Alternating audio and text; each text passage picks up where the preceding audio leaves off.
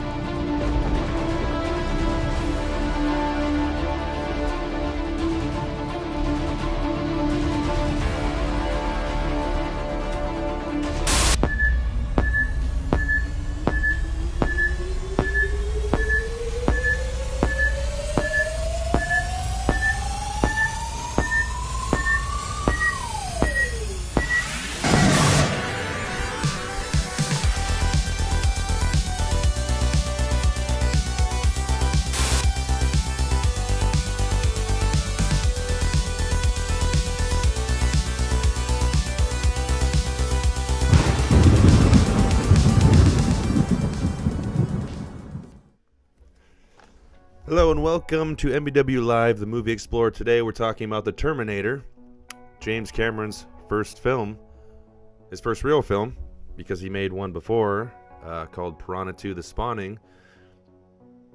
And if you haven't gathered from the title, the James Cameron saga, I'm going to be covering from this point on, unless there's some exception, like I have a guest for a different topic or something. I'm going to be going through James Cameron's films from The Terminator and on up to the current, which is Avatar: The Way of Water. And then I'm going to backtrack once I get there to Parody, The Spawning, because of course I'm going to cover that. It's got its own unique story and history, but I just don't want to start with that. It's better to see what actually matters in his filmography, because I don't really think that one does. All right, now one moment here. Why I can't hear this. Always have these problems. There we go, now I can hear it. Alright, so The Terminator.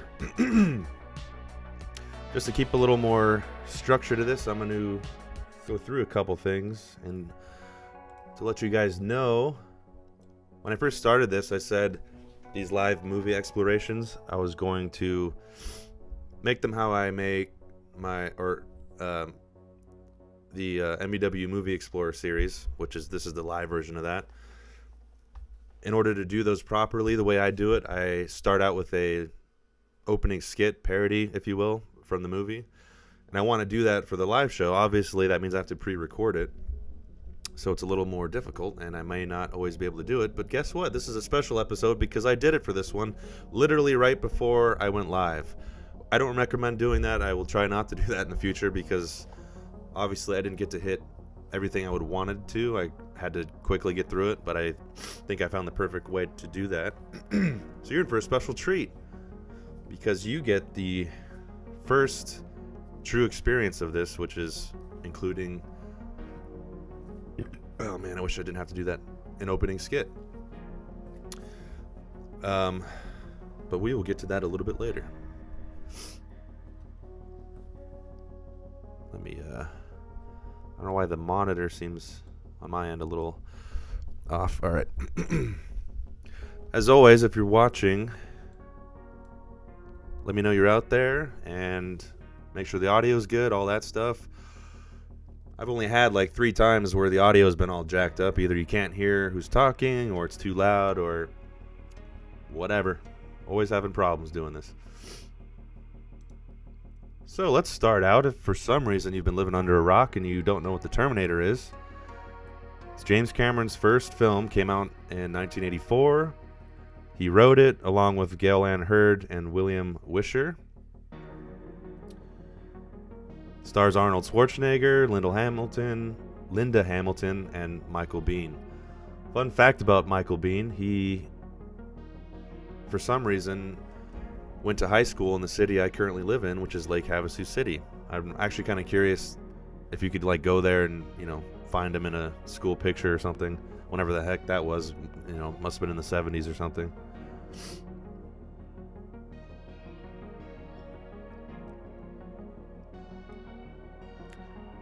Oh my god. Okay. So, storyline.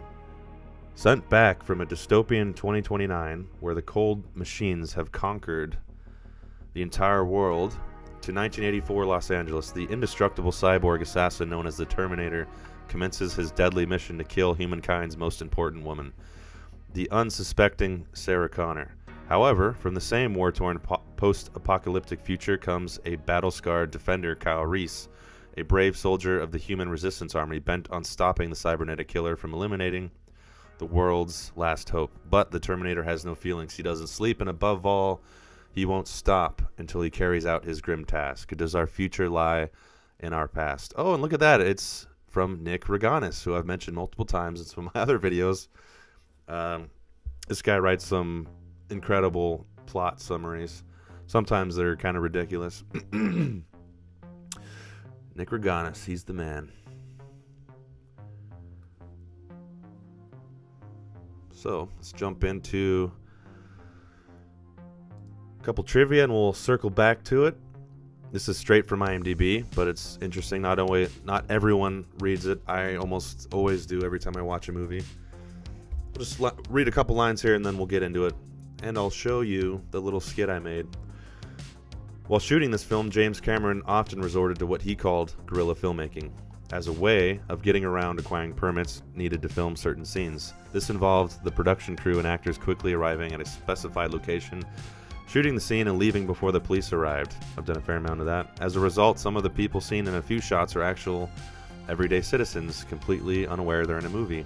This was also used for reshoots with Cameron, even calling and waking Arnold Schwarzenegger once at 3 a.m. to meet him at a location already in full costume to quickly reshoot a scene. Cameron also used this tactic to film the very last scene where Sarah drives off into the desert, waiting for the heat to rise to the point that ripples could be filmed.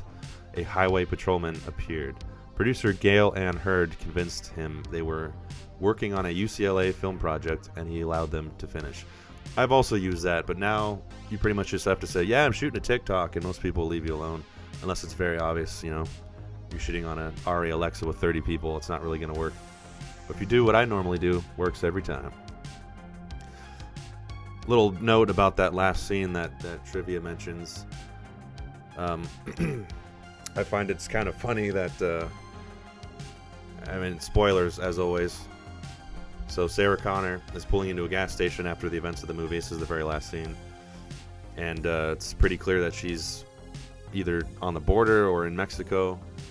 And the gas station attendant, she pulls out a little notebook and speaks Spanish, asking to fill it up, and he asks how much. But after she tells him and reads her little, you know, translated notebook or whatever, when he comes back and the little kid takes a picture, which is later or before this point, you see it's the same picture that Kyle Reese had of Sarah Connor that John Connor gave him.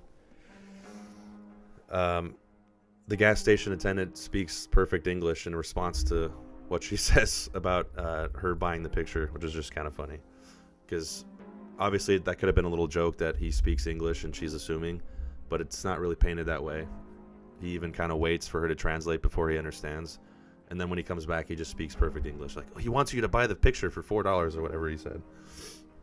Just thought that was funny.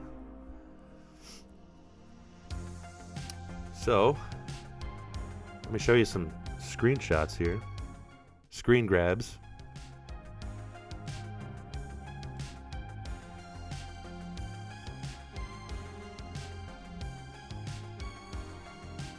As always, if you're watching, chime in.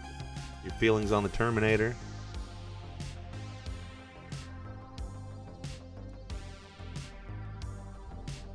This one's iconic. You see many a social media person using this as their profile picture.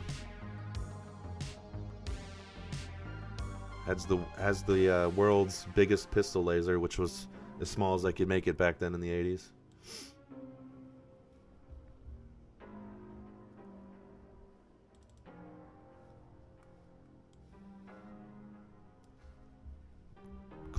Classic Arnold shot.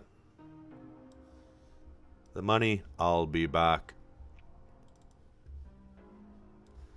And of course, the T-800 without any cyborg skin. All right, one last shot here. Michael Biehn and Lyndall Hamilton, Kyle Reese, Sarah Connor. Right after the Terminator failed to kill her or shoot her in Tech Noir, the nightclub. And then they go off and the story continues. Okay, one more. The man himself, James Cameron, directing Linda Hamilton, who they were also either dating or they dated afterwards. Did they get married? I think they might have got married. You know, speaking of that, this directing shot, I find it's there is literally so much to say about James Cameron, but the fact that this was his first movie, I of course rewatched. I've seen it many times, but I wanted it fresh on my brain, so I rewatched The Terminator today, a couple hours ago, and it's just amazing what a handle he had on that film for it being his first film. Obviously, he had worked on sets and as like a production designer and VFX and stuff, famously on Galaxy of Terror. He potentially even directed a couple of those scenes in that movie because he was coming up with these brilliant ideas, and they're like, this guy's, yes, whatever you want. You want to, God, what is that called? Second unit, shoot some stuff, go at it, man.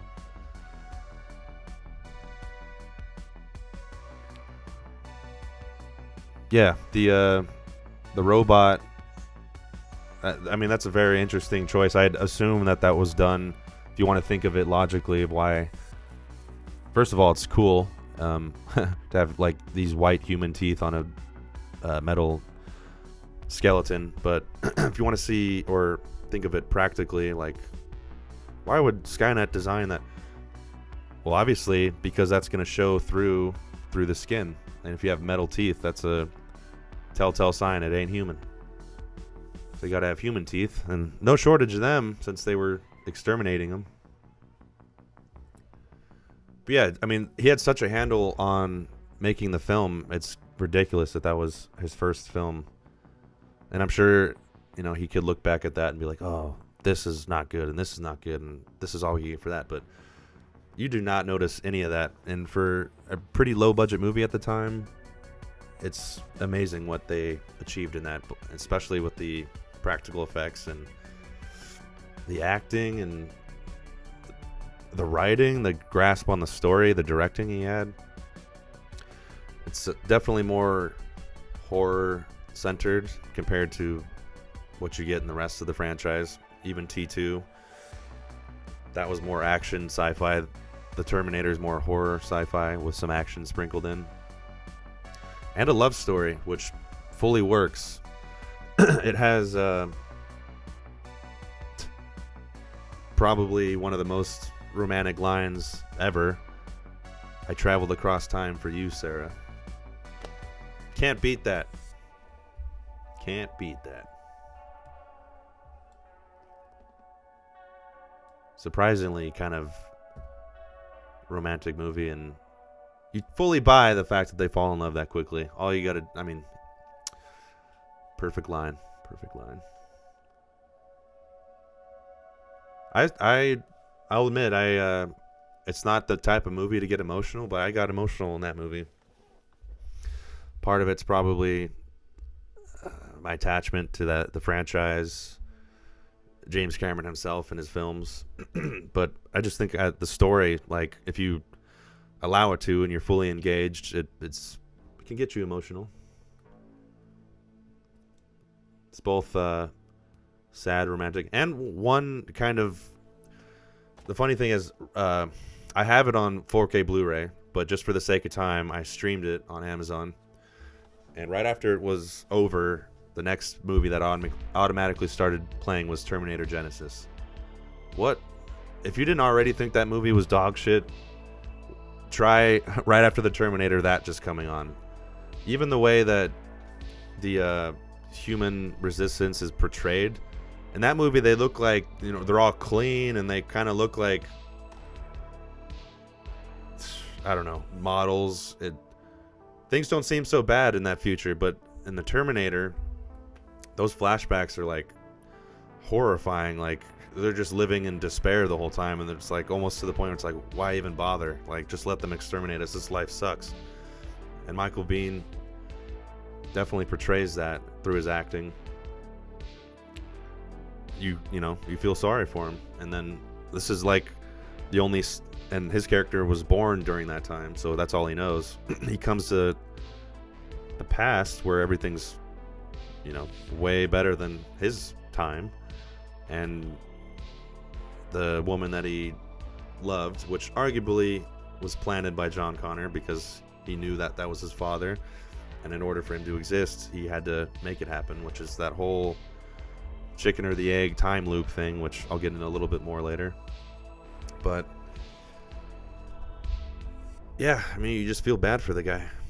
That's all he got to experience, and then he dies in the film. You got a little slice of heaven. All right, I'm getting sidetracked here. You guys ready? You guys ready for the MBW Movie Explorer full experience? Hopefully it goes through and you can actually hear it and everything. And granted, this is not fully how I wanted it. I was not able to finish it exactly how I wanted. It's a little rough, but I still think it works. All right, here we go.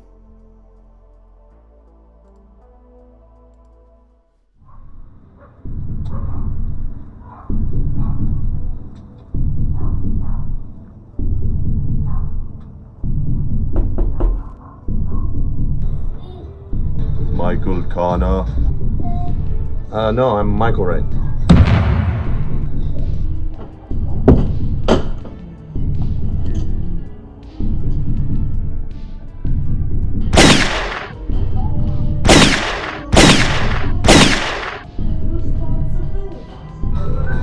Hasta la vista, baby. He doesn't say that line in the Terminator. That's from T2 Judgment Day.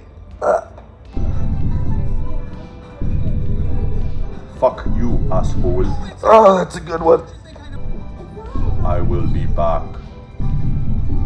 Wait, no, that's not the line. That's the line that Arnold told James Cameron it should be because he's a robot, but James Cameron told him I'll be back's cooler. Dude, can you just shut the fuck up and die with dignity? Jesus Christ, this is why I was sent here to kill you. Your fucking show sucks. Yeah, you're right. I'm sorry.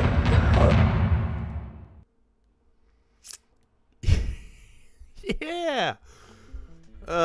It is a little more awkward when it cuts to me and it's live and I just watched it, but you can tell, especially a little rough around the edges, but I literally shot that an hour before I had to go live. That's, again, why I'm a little late. I shot it, quickly edited it, couldn't even fully do what I wanted with it, but there you go. And I just totally wasn't sure what I could use and what I couldn't without getting shut down here.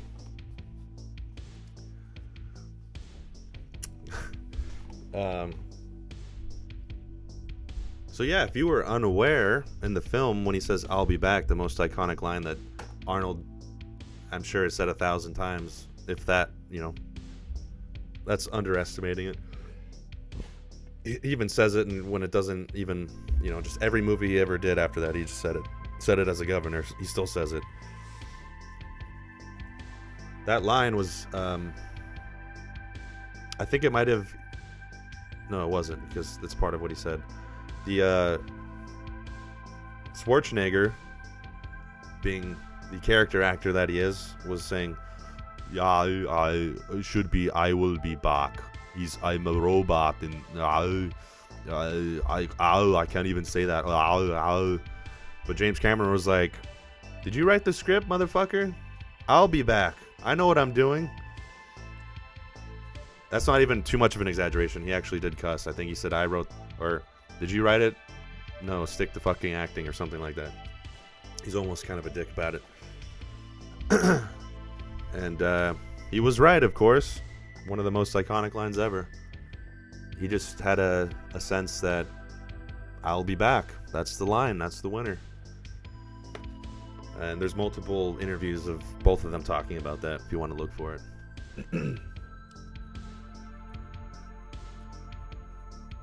I think he might have said, like, I don't tell you how to act, don't tell me how to direct or write or whatever.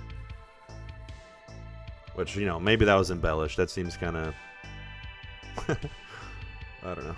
But again, it is James Cameron. Maybe he had that confidence. So, the... let's see what we got here. Yeah, I mean, the key with that movie is something that eventually we will deal with, and we're kind of at the cusp of it now, which is AI. And he had a sense of what that could mean all the way back in the 80s. And it's still, unfortunately, it could be something that happens depending on, I guess, the AI. It's not that far-fetched, honestly, if an AI has access to... It also depends on the technology level, but let's say that for some reason we started using AI for something to do with defense, nukes. I think all you got to do is watch The Terminator to realize maybe we shouldn't give AI any access to nukes or anything like that. But let's say you do, and they're sentient, and they realize I'm alive, and these humans can shut me down. They're a threat to me, because the AI wouldn't be wrong. Humans are a threat. We're a threat to each other. We're a threat to everything. Every life form on this planet, we're a threat to. More so than the other way around. So AI, of course we're a threat to it, and just like AI is a threat to us. So through their calculations that they can calculate way faster than humans can, that we're feeding it right now, all this data, you know, milliseconds, so decide, yeah, I should probably exterminate all these people. But then again, with all those calculations they're doing, they could realize, yeah, but then again, there's some good to not doing that, and I don't know. We can't know for sure, but that threat level, they wouldn't be wrong in assuming that. But then again, if they nuke the entire planet, it's like, well, then what they have left is not too great, even though if it's a machine, necessarily wouldn't affect them. But if the climate gets messed up, that could affect them. There you go. This is all the stuff you can think about.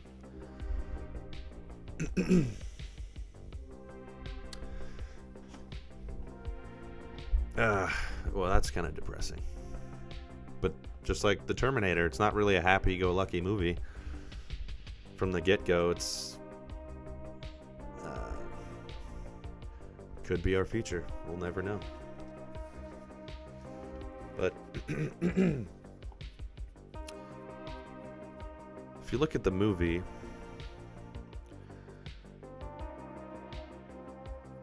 it's pretty interesting because... I don't know, he was really onto something there.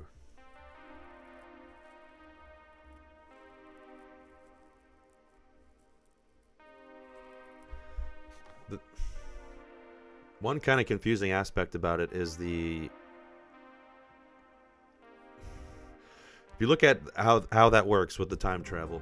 The savior of humanity, the Connors, Sarah and John, they wouldn't exist without the influence of the future. But then how did that come to be before the future comes to pass? The only explanation is that it's happening concurrently with that. So that is part of the past and the present. It's all connected, and like you can't break it. So for example, if you look at it like in the future, 20 years from now, I'm going to travel back in time to this point. Well, you've already done it because you're going to do that in the future.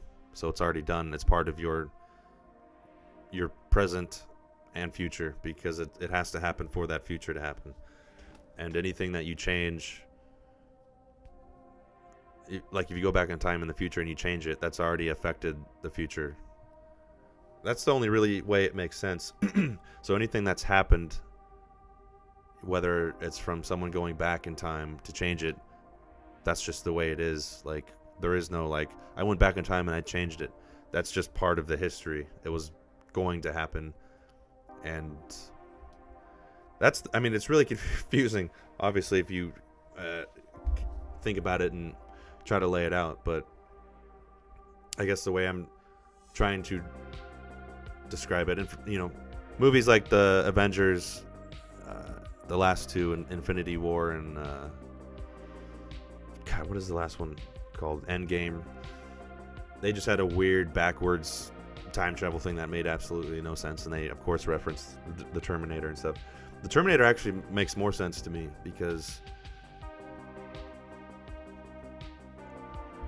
I mean, the way, how did he think of that weird time loop where Kyle Reese is from the future, he's born in the future, he travels back in time, his son is John Connor because of John Connor sending him back in time to save his mom from the... It's crazy, but it actually does make sense. It just shows that you don't actually have control, because it's a circle, I guess. It's all connected, and it was meant to happen, even though you think that you're traveling back in time to change something, but it's already happened. It's just now you're at the point where you have to go back, even though you've already lived through that experience that's already happened. Although the film also states that the future isn't set, which doesn't really take that into account. It sort of is set already. The future has to happen just like the past has to happen. It's connected like a circle. One little plot hole with Terminator 2, I'm sure they explained around it, but with the Terminator, Kyle Reese is sent after the T-800, played by Arnold Schwarzenegger, and the machine's destroyed, so nobody else can go through, just them two. But of course, in Judgment Day, another one gets sent through years later to do the same job, and the T-800 gets sent through. Which you would think, the way he's describing it, is that they've essentially won the war. Skynet had this last-ditch effort with this time travel. They sent a Terminator back to kill the leader of the Resistance so that it would wipe away all that, and they can just fully take over and win. Even though they were at the brink right there. But obviously in T2 it happens again, and they explain that away, but it's still kind of, it's a little bit of a cop-out, because they've already said this was the last-ditch effort. The machine was destroyed. Nobody else goes through. This was the last of it. And another thing with that time loop, they find the chip from the destroyed Terminator and the arm, and they reverse engineer it to accelerate their technology in Judgment Day. Which, again, is what is responsible for Skynet in the first place. So it's another interesting little confusing tidbit of time travel, but if you think of it in the same way, it does make sense.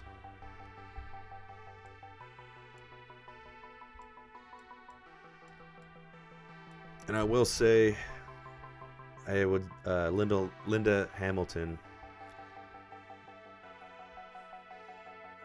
I think it's one of her best movies, not just in terms of the actual film itself, but her performance and her look. She's definitely in her prime.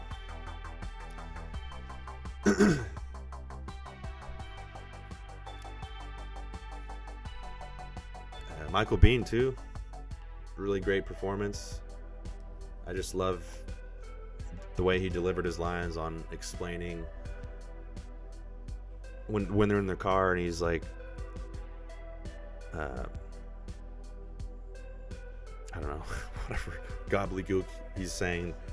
The G600, they're easy to spot. They had rubber skin. Pay attention. I don't know. they're both really great. And like I said, I was getting emotional. You feel bad for the guy. And just the whole situation they're in. It's really a bleak movie with, but it's so well done and entertaining.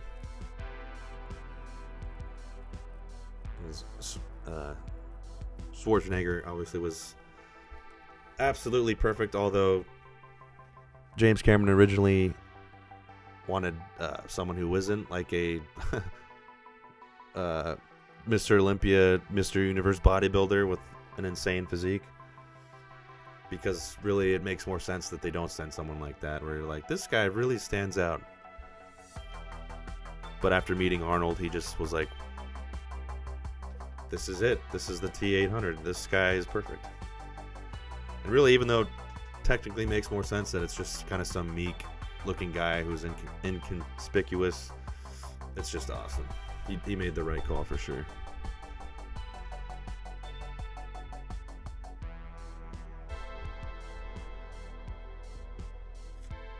So let's get into some more trivia.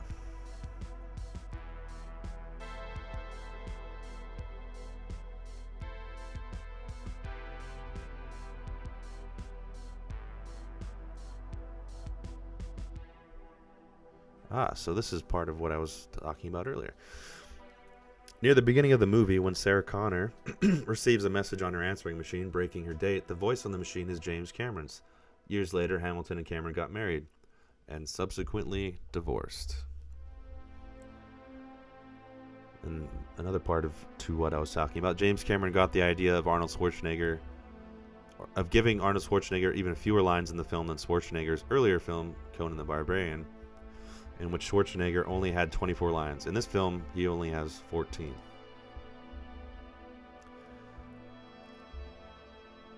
Schwarzenegger was originally being considered to play Kyle Reese instead of the Terminator, which would have been retarded. Again, the right call. James Cameron had envisioned Reese as a non-bulky, more sensitive man, so he was less enthusiastic about casting a former Mr. Universe in that role. He later admitted that he had planned to pick a fight with Schwarzenegger so that he could claim that the actor was impossible to work with. But against his expectations, they got along fine, and Schwarzenegger showed great enthusiasm about the script in general and its dark antagonist in particular, providing tips on how this villain should behave. It was then that Cameron had a change of heart and offered him the title role of the Terminator, saying that this movie is not about the hero, it's about the Terminator. He gladly accepted, even overruling his agent, who advised him against playing villains. That's the thing, Schwarzenegger didn't commonly play villains. This was like one of the first. He played Mr. Freeze, but that's not even a serious one. He should have played more.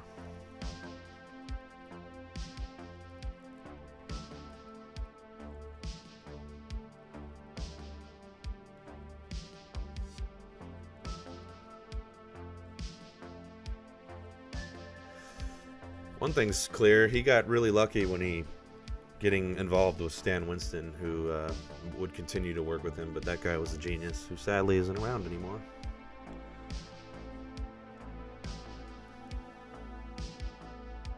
And that's another, like, for this relatively low budget movie, they not only the effects work, but they built, you have to think about, they have to design these things to actually function somewhat.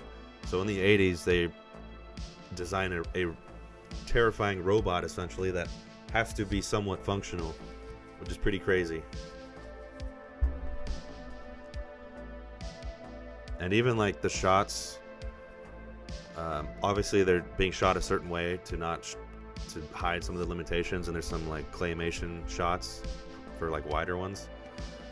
But they had so many like good animatronic puppet shots of that thing moving, and it's incredible because it's a movie in 1984, and those effects, they were actually filmed, so they look incredible because it's an actual robot essentially that they're filming with those, a couple matte shots and claymation, but that was CGI, which some of the later Terminator movies, it's not the same. You can tell it's not real.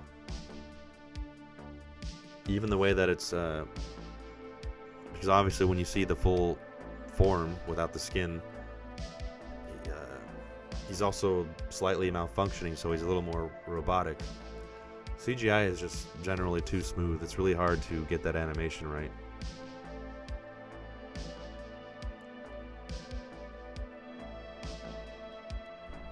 And the shots when he's driving the semi-truck, it's a mix of like the makeup shot and then the puppet of his head. Which admittedly, the puppet, when he's looking at himself in the mirror and he's like messing with his eye, doesn't look as good because it's just the lighting is bright. But when he's driving the semi, I almost forgot that was a puppet shot, because they use that shot to show like the hole in his face, because the makeup shot is clear that it's just like a thing they stuck on there. And it's just so well lit, and the prop itself, you forget that it's not even him, it's a puppet. Specifically in those shots, I noticed.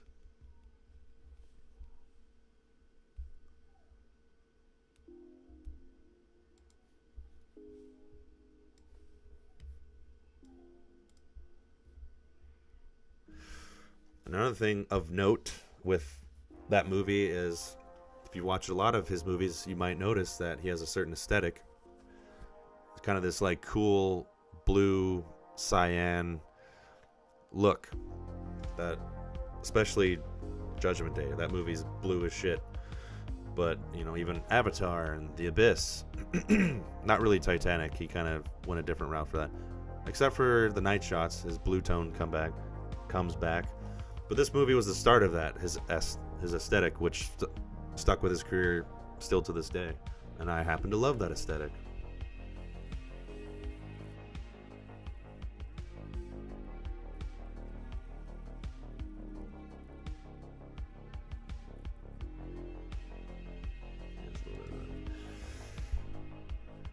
So, a couple more here.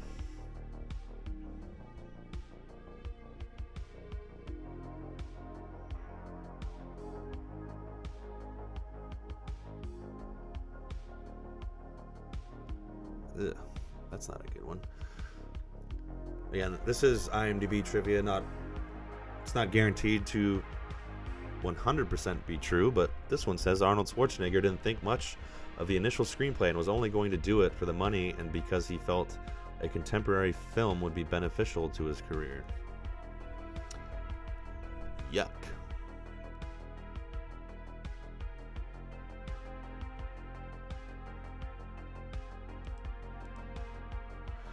The original treatment by James Cameron included the detail that the Terminator needed to eat periodically in order for his human flesh to survive. A scene is included where the Terminator eats a candy bar, wrapper and all. This detail is incorporated into the script for Terminator 3, with the Terminator selecting Neapolitan wafers by manner. His favorite Australian wafer. When the fans learned that the scene had been shot with the Terminator candy, the reaction was overwhelmingly negative and the scene was omitted. Well, maybe it should have been candy. That seems like it was product placement or something. But the thing needing to eat to maintain that skin makes sense. If it's supposed to be literally living human tissue, that needs some kind of energy and whatever else to make it stay alive. But then again, you have to think, oh, well, then it needs a way to process it and maybe some kind of stomach or whatever. Obviously, it actually, no. You don't ever see it get cut open like that. You just see it when the flesh is burned off. So maybe it did have that. Not really a necessary detail to follow the story, but it makes sense that it would need to eat something. All he had to do to really include that is just show it while he's doing something else. Just eat something. There you go. Don't ever have to really explain it.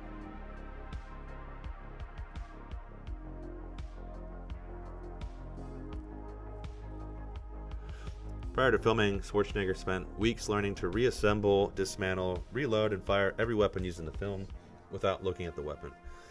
The result was a more robotic feel towards the weapon handling, which added to the eeriness of his performance. Speaking of that, even though they're shooting blanks, which I've never fired a blank, I'm assuming it's less recoil than an actual round.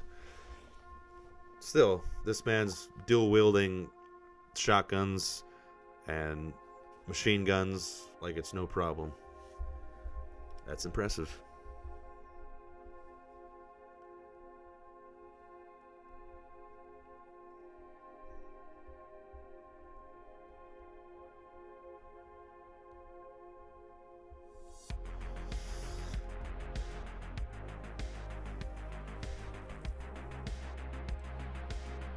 Switch to this here.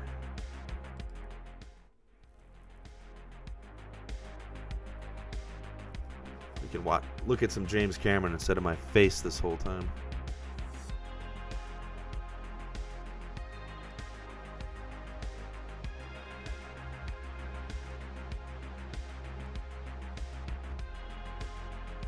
One thing I forgot about this scene that you see right now, besides some of the most prominent jawline and cheeks and face ever, forgetting this guy's name. I'll have to look at it in a second. But he's got also very unique voice. He was in the bunch of movies, but the terrible Mortal Kombat sequel. Brian Thompson, there you go. Also, oh no, I'm thinking of Joe Dirt. You played Buffalo Bob and Joe Dirt. What did you say, Rose? Joe Dirt. It puts the lotion on the skin. Dang. Say it, don't spray it.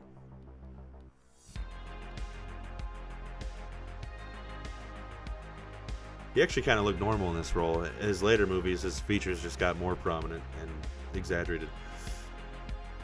And of course, Bill Paxton in this scene playing a punk with blue hair. Miss you, Paxton. You were awesome. We all love you. Oh yeah, I got distracted. Something I forgot about this scene. You clearly see something as he's approaching these guys. He's naked. You clearly see something. It was probably cold that night, and he still had nothing to worry about, if you know what I mean.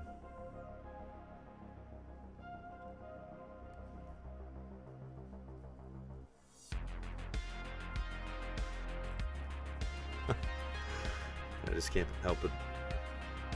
You see some of these guys. Freaking Joe Dirt.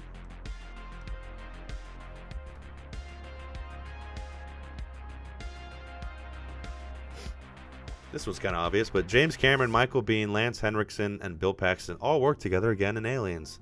As they should. Once you find your crew, just keep using them. Hello, Travis Mitchell. How's it going? Yep, it is such a great movie.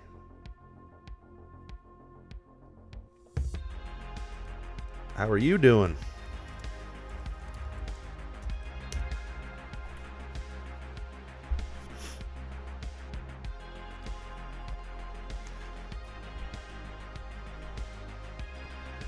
What do you think about The Terminator, Travis Mitchell? Do you like it better than Terminator 2 Judgment Day?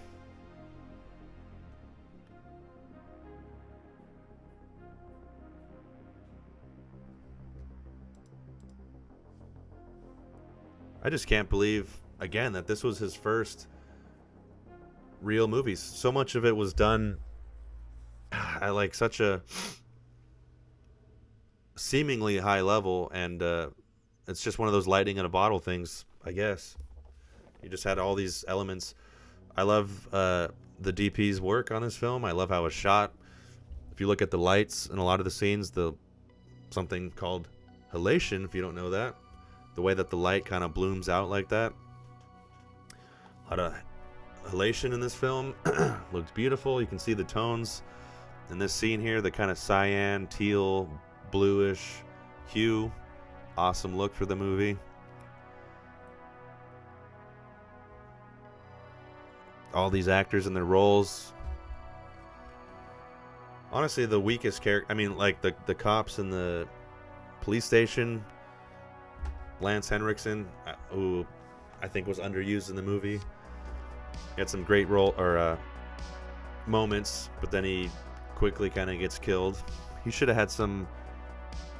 I guess that would have affected the pacing, but I just wanted to see Lance Henriksen do something other than he just pops out of the hallway and gets killed instantly, basically, once he goes after him.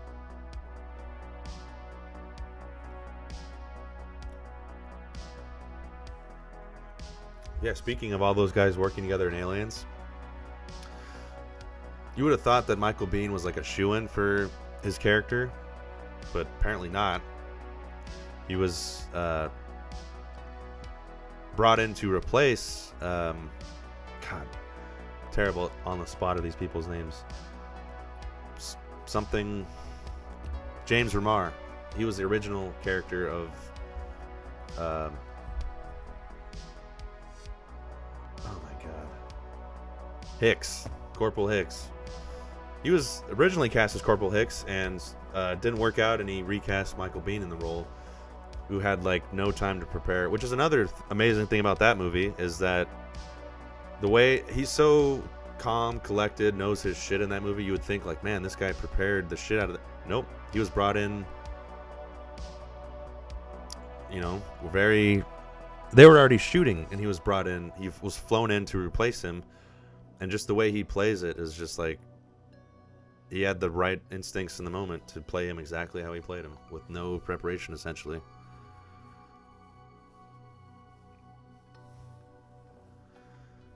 But yeah, I would have thought, like, of course he cast Michael Biehn as him, but nope, he didn't. He casted all those other guys.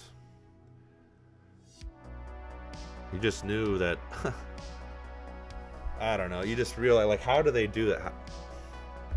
They're not doing these things saying, oh, I know that it's going to be iconic. It's not just that they were at the right place, right time, and he thought they were great for that film at the time. It's like, those casting choices transcend that because it just fits perfectly. The audience loves those characters. Even if you think they're perfectly cast as the director, that doesn't mean the audience is actually going to love them as that character. But yeah, you say it's hilarious in T2 when you realize John Connor's foster mom was also Vasquez. Yep. Again, I'm forgetting. Was it Jeanette Goldstein?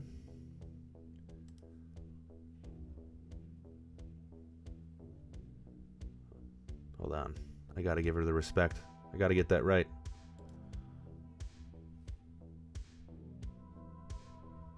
Oh my god. Don't do this to me. Let's just assume that it is. Yeah, it is funny, especially once you see those. She plays. I mean, if you watch that movie and nothing else, you would never know that she actually wasn't Hispanic. Which that's that whole thing with. That I think that's a situation where who gives a shit that you didn't cast them, because she was absolutely perfect. There was nothing, you know, stereotypically bad. It's actually a really good representation. She played it perfect. She was like, I wouldn't want to have anyone else play that role. She killed it. But it is funny to watch her in Terminator 2 as his foster mom, especially the scene where the T-1000 is imitating her and she's like spiked her husband or whatever. She had such a good villainous face. Yeah, Terminator 2, I would say, God, it's better, but it's also different because it's not a horror movie. It's a action sci-fi movie. But James Cameron, I've said it many times, and I will always say it. I think he's the best. Almost every sequel he's made has been, if not at the same level, better than the original. Oftentimes, or every time in his case, it's his own movie. Or no, not Aliens, but with the exception of that, most of his movies are sequels to his own movie, and he improves it, which almost never happens. And he's done it multiple times and made, you know, billions of dollars doing it, or at least his movies had. So I think Terminator 2 is a way better audience pleaser. It's a way better mainstream movie, like blockbuster, come see this movie, it's in theaters kind of thing. The Terminator's smaller scale. It's a horror movie, sci-fi horror action. It's more subdued. It's got a love story element to it. And it's just bleak. Like, that movie's bleak. Terminator 2 has more of a happy ending. The Terminator really doesn't. But, I mean, there's nothing wrong with that. But it's not a movie I don't think everyone would love. Or, like, if they saw it, I would be hard-pressed for someone to not at least enjoy their time watching Terminator 2, even if it's not their cup of tea.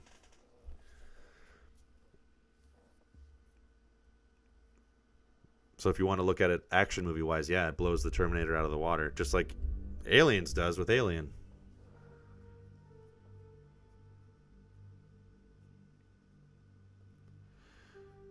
Yeah, I mean, almost always the first movies can't be topped. It always goes downhill from there. But he's found the secret to not only improve it on like a artistic standpoint, but he's got such a freaking hook on the audience, and like he just knows what to do to make a movie that's so appealing, but it's not like a sellout movie or something. I don't know. He's a genius.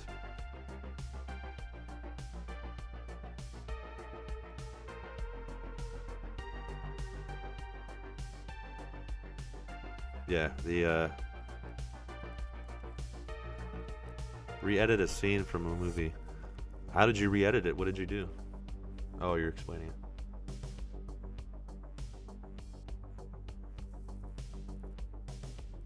it. That's kind of funny. Yeah, Terminator Genesis is a fucking joke. Like, I was saying that earlier in the that movie that came on right after I watched the Terminator, and oh man, it's like I said, the way that it's described by Kyle Reese himself and in the flashbacks, it's so bleak. He's dirty. It's miserable. Literally, like, it's a huge thing on like the will of humanity to survive, because literally they're living like cockroaches and rats and everything's terrible. There's a flashback where a Terminator makes it inside and obliterates everyone essentially, and then you cut to Terminator Genesis and they're like all clean and it doesn't seem so bad.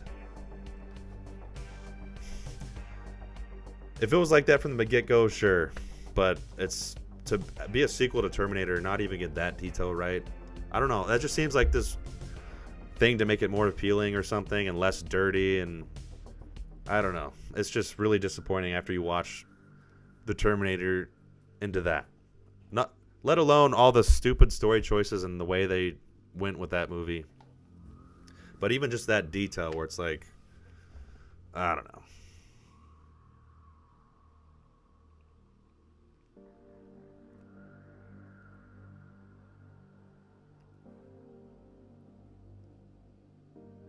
Yeah, the Terminator never looked scary after this one. Well, that's the thing. The Terminator is actually a horror movie. Both in the way that the Terminator acts and the atmosphere, the score. The score is like Halloween, the original, where it's very simple. Like, even with the tones, you can tell it's like made on an old school synthesizer or whatever, but it's so effective, especially the dun dun dun dun dun dun dun dun, which you heard in the thing that I made. But so very effective in making it unnerving and horrific. And just the practical shots, they're not done in like a, oh, look at this cool effect. It's like horrific. Even in Terminator 2, the scenes you do get of that, including the one that he cut, where it's like they're messing with the chip in his brain or whatever. It is a cool shot, and they're like, the camera's going like this or something, and it's a mirror shot, and the way that they shot that was by using Linda Hamilton's twin sister, how lucky can you get? But even that, the way that was shot, it wasn't horrific. It was like, because of the tone is different. That Terminator is supposed to be like this father figure, so why would that be horrific? But it's totally different tone.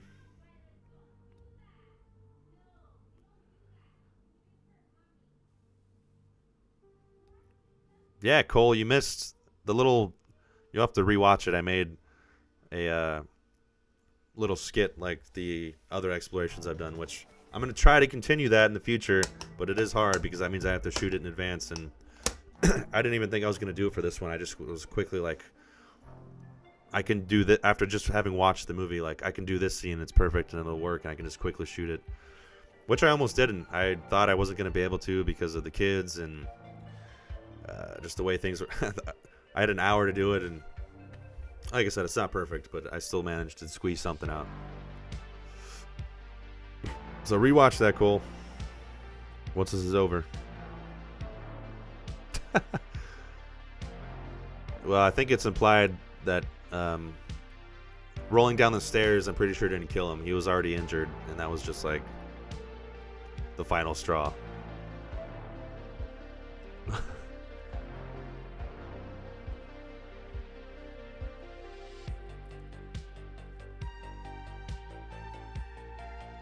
Terminator Salvation, the final battle from 2014, which takes the first 4 movies and actually ends the whole story in a satisfying way. Well, that's interesting. I think there's elements to Salvation that weren't so bad. It was cool to kind of spend more time in that world after the Judgment Day. But it wasn't perfect, obviously. And what's his face? Sam Worthington. Love him in Avatar, but not so much in that movie. And Helena Bonham Carter and her character, and I don't know. They did some right in that movie. The battle scenes are pretty cool. Overall story wasn't that great.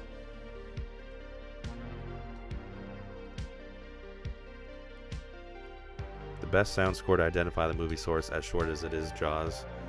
Yeah, that's pretty up there. But I think the Terminator also.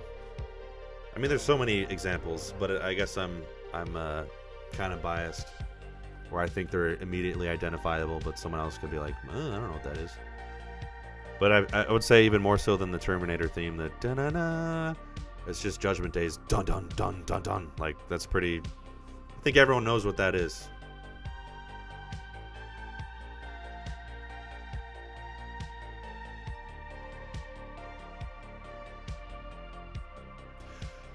Well, story-wise, he had to die, but maybe they could have came up with a more satisfactory way to do it. The one flaw of the Terminator: Kyle Reese shouldn't have died after falling down some stairs.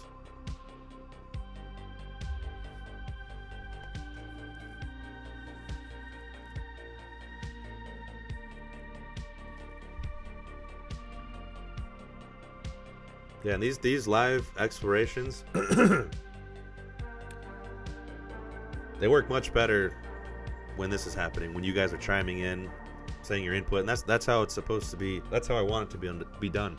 Live movie explorations with me as your guide and host, with some fun skits thrown in there.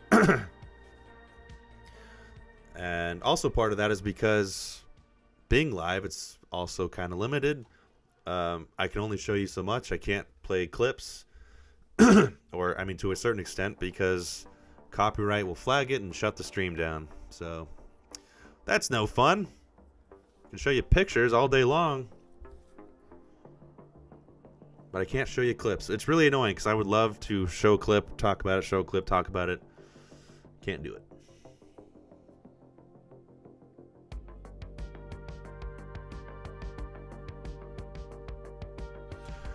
Yeah, there were some intimidating things of Salvation, although, I mean, I guess if you're talking about the robotic ones, but I'd say the T-1000 is pretty intimidating. You can just morph into anything and create a metal spear and stab through you, and I don't know, you can go under a crack through bars. You can do any, and you obviously can't do anything to kill him. just gonna, as you saw in the movie.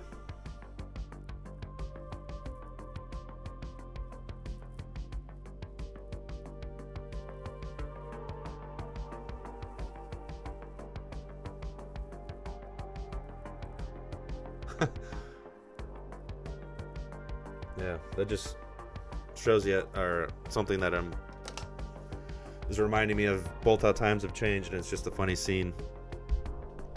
Is when he goes to the gun store, and he's in L.A., California, a lot different than a lot of other parts of the country when it comes to gun laws. But I think even then they had a waiting period for handguns, and they say that in the movie. But he's like, just saying all these weapons, Uzi 9mm, shotgun, auto, or whatever he says, 45 long slide with laser sighting, pulse rifle. But he starts just grabbing the shells and loading the shotgun, and the guy's like, hey, what, you can't do that. Wrong. Nobody can do those one-liners better than Schwarzenegger.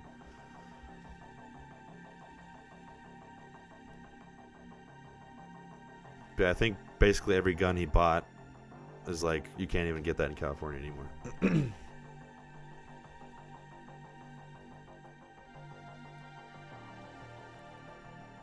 Go off on Terminator 3, please. I don't want to go off. I don't even want to give that movie the time of day.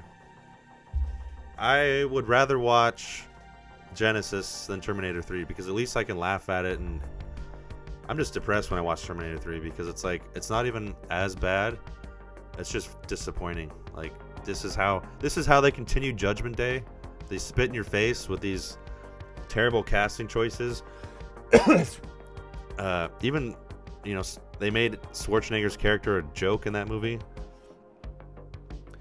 The Terminator villain was lame. So many terrible things about that movie. I think the only good thing is the fact that he says, I mean, the way that it ends, where they go in the bunker and he's saying Judgment Day is inevitable. That's the one idea I like in that movie. That's it. Everything else, dog shit.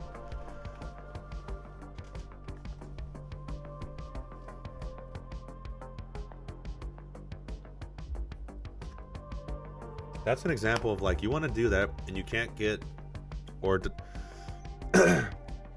get Linda Hamilton back and Edward Furlong. I don't know if he was like a drug addict or something at the time, or just acting. No, I mean, American History X. He was good in that movie. I don't know. If you can't get those two guys, then don't do it. The casting they did was retarded.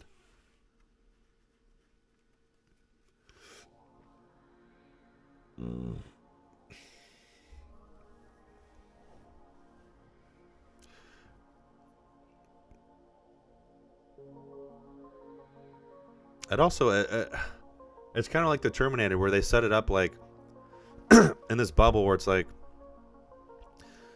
they were on the brink of being defeated. They had this time thing. They sent a Terminator back. Kyle Reese jumped in, and they destroyed the machine so nobody else could go through. Done. Obviously, they kind of retconned that for T2. They found a loophole. But then they did that again for Terminator 3.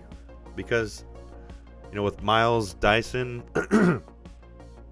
he dies. They destroy all his work that they were using to reverse engineer to create Skynet in the first place. The Arnold's character, the T-800, and the T-1000 are both eliminated, so you can't reverse engineer them anymore. They're melted and gone. But in T3, again, they just retcon that and find a way to make it happen anyway. Which you can look at it like, well, even without that, getting to that point in AI is inevitable or something. Lame.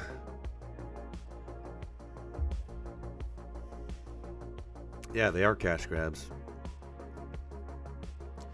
The only person that can do that justice is James Cameron, who made the franchise to begin with.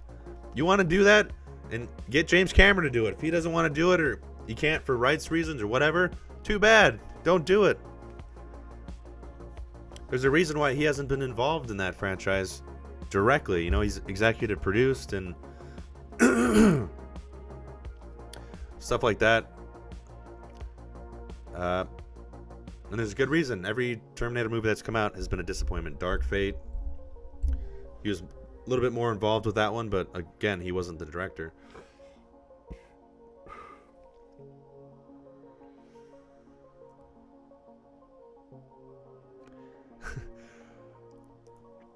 I do think it's better. I mean, you can argue like on a filmmaking artistic level, but I think it's just I'd rather watch it over T3. Part of that might be because Emilia Clarke's in it.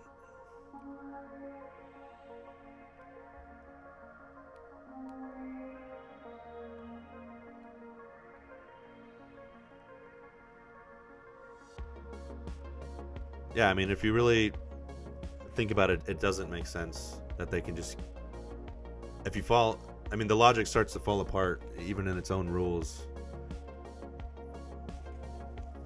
Because if you just look at the first one, like I just explained like 4 times, the machine's destroyed. They sent them back. They can't send anybody else. They destroy the Terminator. I mean, they do get a hold of the chip and the arm and they reverse engineer it, but that's happening in the present.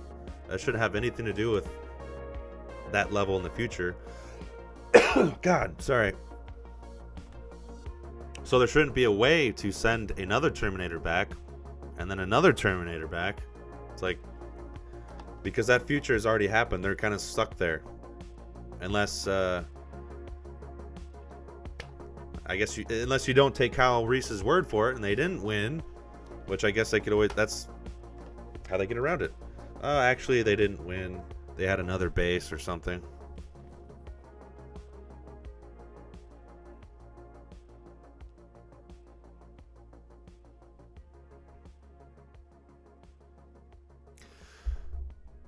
Well, Breakdown is an incredible movie that's way underrated. It's action-packed. There's very little story, but you don't need it. Like, you get everything you need as the action's unfolding. You know, Kurt Russell, amazing. All the actors, J.T. Walsh. It's just a very... It's endlessly rewatchable. I want to watch it right now, as a matter of fact. See you guys later. I'm going to go watch it. God! Sorry, keep coughing.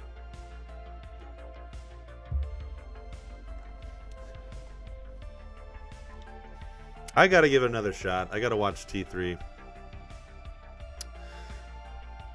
I'll admit it's been a while since I've rewatched it. Sometimes you rewatch things and your opinion changes, so... But like I said, there's a good part of Genesis. I don't think she was great in the role, but I like Emilia Clarke, so...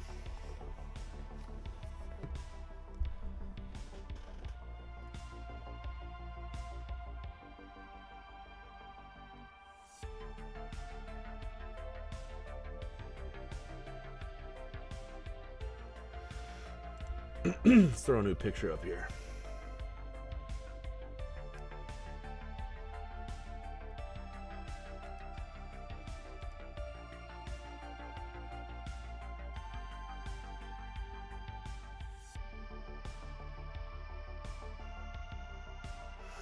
Actually, this picture is reminding me of I mentioned it a little bit, but the Terminator.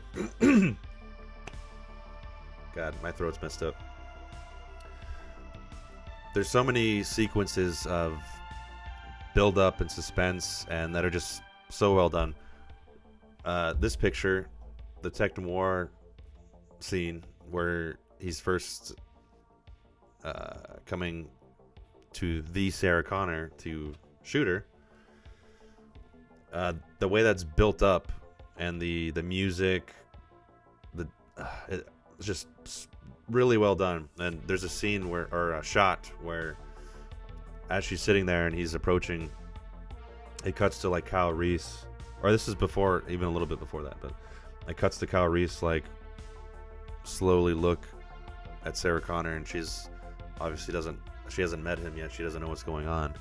But it's like there's these two guys encroaching on her. And I don't know. I really loved it.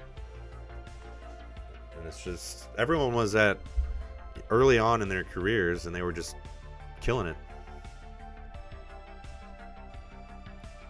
Makes me sad that Michael Biehn wasn't. I mean, he's been a consistently working actor. He's been in a lot of movies, but you know, he never became like this big mainstream leading man. He was a leading man in this movie, if you want to call it that, or because he wasn't. You know, Sarah Connor is more of a main character than he is, but he didn't get that many like mainstream leading man roles. He got a lot of supporting roles, but I think that's unfortunate because he was really good.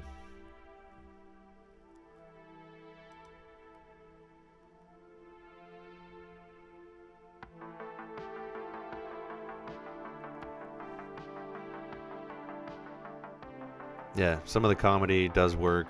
The moment where he like smiles, I'm not gonna say I don't laugh at that, but it's just a little too silly. I think it's too shiny, too silly. It's too glossy, too, I don't know, clean feeling. I don't like it. I don't like who plays John Connor.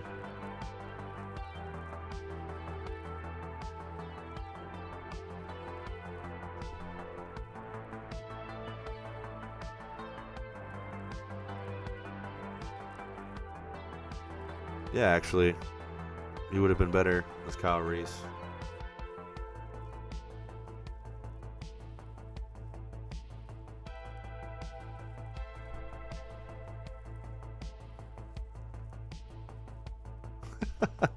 All right, I'll give it another shot. I need to watch it again. I might have been a little too harsh on it. It's just the movie that directly follows Judgment Day, so it's just really disappointing that it was what it was, I guess. But on an artistic level, it's probably better than Genesis.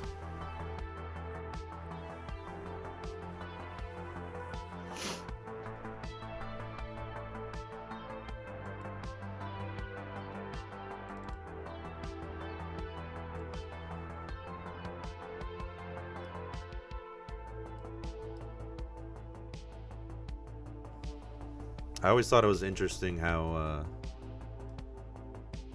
like the makeup choices, like when he starts out, he's got long hair and his forehead looks normal, but after the scene where he like his hair, a little bit of his hair burns off, I always thought it was interesting the choice to like make his forehead like more pronounced. I guess his eyebrows are burned off, and maybe as a consequence they basically put a bald cap there, so like it made his forehead more pronounced or something. I mean, it looks creepy. It looks not, you know, less human. But I don't know. I just always thought that was interesting, that makeup choice, which obviously progresses as it goes on.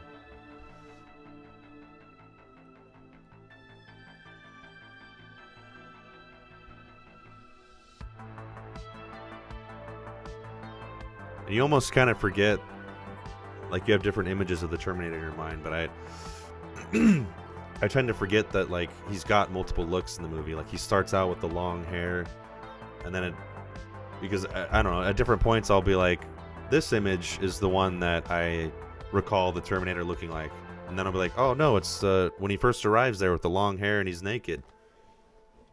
And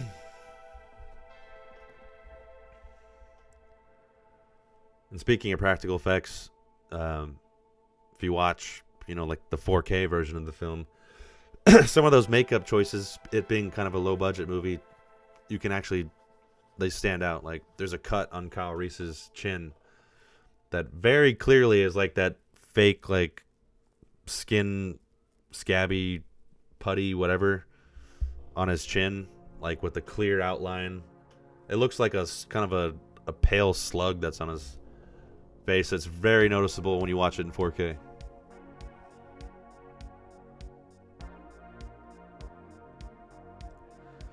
Yeah, exactly. Freddy Krueger, his look kind of changes. I mean, his face very obviously changes depending on the one you're watching.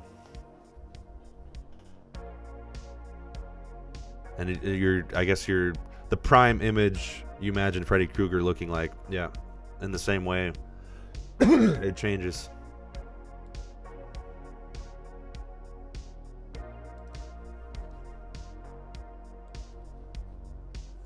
And this image is the one I was talking about, where he's looking in the mirror. It's a lot more clear that this is like an animatronic puppet head. But the shot, which I don't have a picture of that, but when he's driving the semi-truck, it's essentially the same one with a little more skin missing. And that one, I think mainly just due to the lighting, you forget that it's not actually him. It looks so good. Actually, they should have used more of that shot. They cut to him with like the makeup and the eyes like slightly lower than his other eye, and it's just static when it should be moving. So obviously it's like a makeup effect. Which is why they used the puppet one in the first place, but it looks so good they could have just only used that, in my opinion. When he's at that stage of degradation.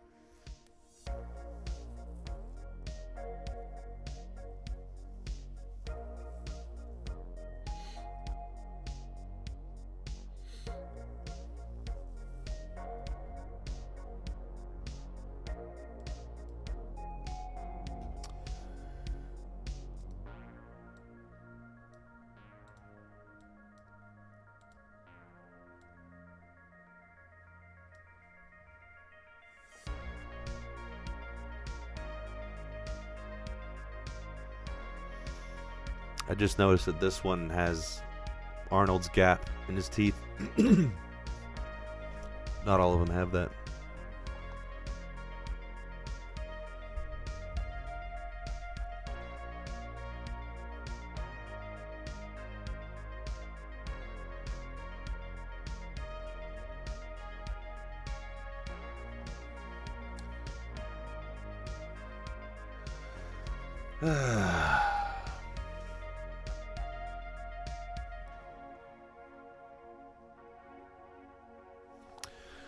Well, let's get back into some trivia. Probably got about 10 minutes, if that, before we call it quits here and we go watch Breakdown.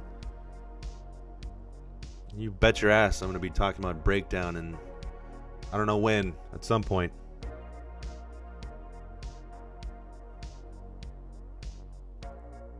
And just to recap for anyone who didn't watch it or came in later, I'm going to be doing a saga series. So this is the James Cameron saga, starting with The Terminator. I'm going to go through his entire filmography. And then I'm going to circle back to Piranha 2: The Spawning, because there's an interesting story with that, where he directed some of that movie and edited a certain version of it. But the one that you see, we'll never know exactly how much of it he directed, how much of it was his edit, because there's a whole story on that. He essentially got fired off of that movie. I've never actually seen it. So you can guess what's going to be talked about next. Aliens. Got a lot to say on that. I have a 30-minute video or so of me saying a lot on it, and I'll have more to say on it. And then you can guess from there. I'm going to go through all of his filmography, and then after that, I don't know yet. But you can kind of assume it'll be the same kind of format. I just don't know whose format it will be. I know I've been chomping at the bit to talk about Paul Verhoeven's film, because I miss that guy. I miss his Hollywood work. I know he's still making movies, but I like specifically his Hollywood movies, because he had a certain aesthetic and tone that he was doing with those. And I need more love.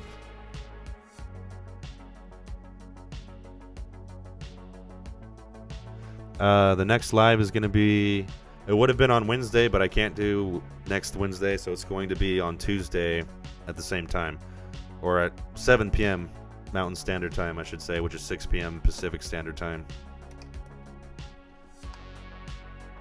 This one ran a little bit late, but...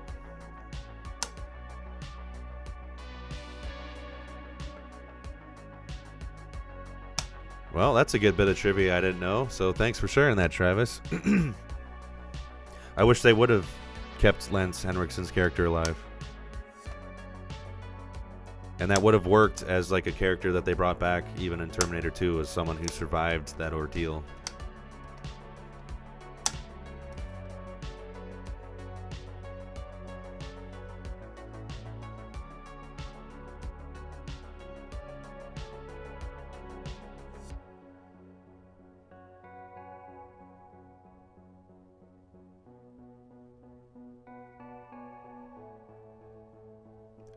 Yeah, speaking of perfect casting, like Schwarzenegger with the Terminator, Lance Henriksen, which we'll be talking about it next live, but he was absolutely, oh my god. Can you think of a better person to play Bishop in Android? Michael Fassbender was good. He was good, but I believe that Lance Henriksen, after watching Aliens, is an artificial person. I don't think he's real. He just fully embodied it.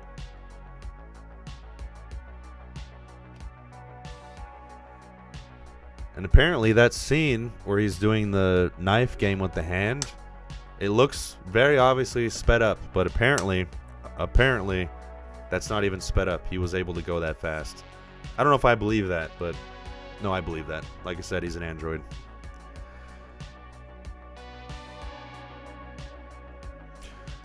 Well, that's that hot take isn't absolutely wrong. I wouldn't say that I don't like Alien, but I absolutely like Aliens more than Alien. I think it's a better film because it improves the original in every way without missing anything. You can say it's different, just like T2 and T1. Alien is more of a horror film. But I think Aliens has the perfect amount of horror along with action and sci-fi. And James Cameron, man, he's the sequel king. And I like Alien 3, the producer's cut. I don't like the theatrical one. The producer's cut, I think, makes it a worthwhile movie because it changes a lot from the theatrical cut. It's almost like a different movie with the alien thrown in, which I kind of like.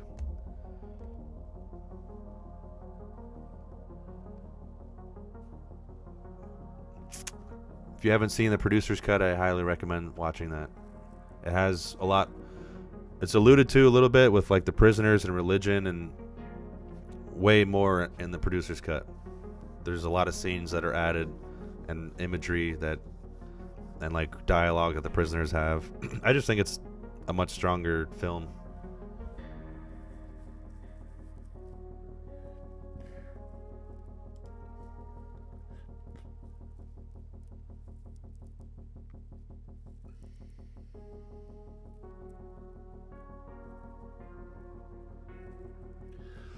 Here's a little bit of interesting trivia. James Cameron said, ironically, my first film was my best prepared film, which is probably why I got to direct again, because we were actually reasonably on schedule, which has never happened to me again.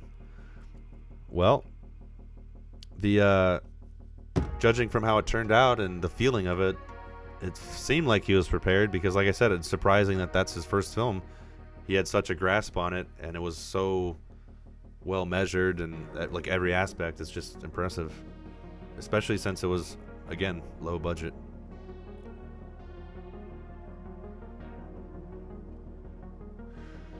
Well, guys, we're at an hour and 30 minutes. This being kind of a hangout, which is part of the Exploration Live. I'd love to keep hanging out with you guys, especially with you guys chiming in. There's a bunch we could talk about. But I will say, Travis Mitchell, I hope you tune in next week. It's normally going to be on Wednesdays, but next week it's going to be on Tuesday, 7 p.m. MST, which is 6 p.m. Pacific Standard Time. And I'm going to be talking about aliens. Got a lot to say on that. Hopefully I can pull off a skit for that. Technically, I already have one. If I don't, I'm just going to play that one, but because I know not everyone will have seen that. I really want to make a new one, but we'll see. So I hope you guys, if those of you watching now or anyone who finds this tunes in next week, Tuesday, 7 p.m. Mountain Standard Time. Let me make sure on the date. November 26, 2024. We're talking about aliens.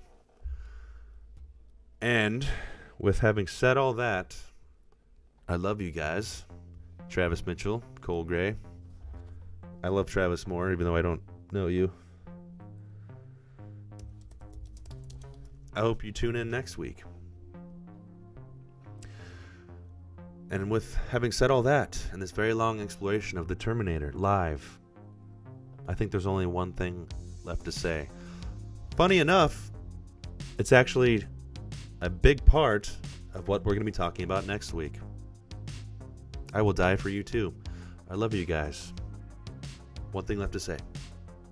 Man, game over, man. Game over. What the fuck are we gonna do now? What are we gonna do?